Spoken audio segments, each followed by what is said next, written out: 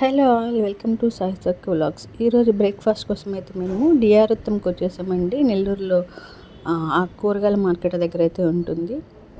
So లోపల ambience అయితే చాలా అంటే చాలా బాగుందండి. నేను మా తమ్ముడు అయితే బ్రేక్ఫాస్ట్ చేయడానికి వచ్చేసాము.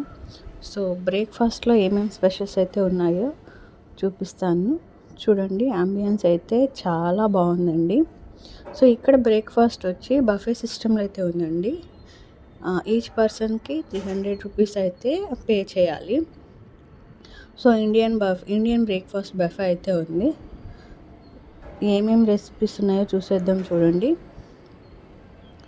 బ్రేక్ఫాస్ట్ అయితే చాలా బాగుందండి ఇక్కడ. సో సీటింగ్ అయితే ఇలా ఉందన్నమాట. చాలా అంటే చాలా బాగుంది అంబియన్స్.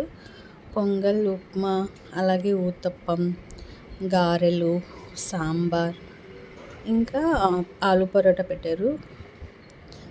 అలాగే 3 టైప్స్ ఆఫ్ చట్నీస్ కూడా పెట్టారండి. నార్మల్ పల్లి చట్నీ, అల్లం చట్నీ, పుదీనా చట్నీ,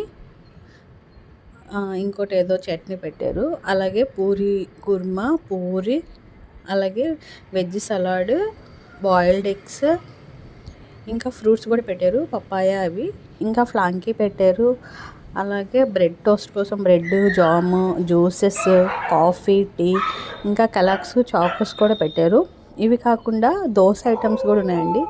దోశ, మసాలా దోశ, ఆనియన్ దోశ, అలా వెరైటీ దోశ అయినా చెప్పచ్చు. అలాగే ఆమ్లెట్ కూడా ఉంటుంది. మనం ఆర్డర్ చేస్తే తెచ్చిస్తారనమాట.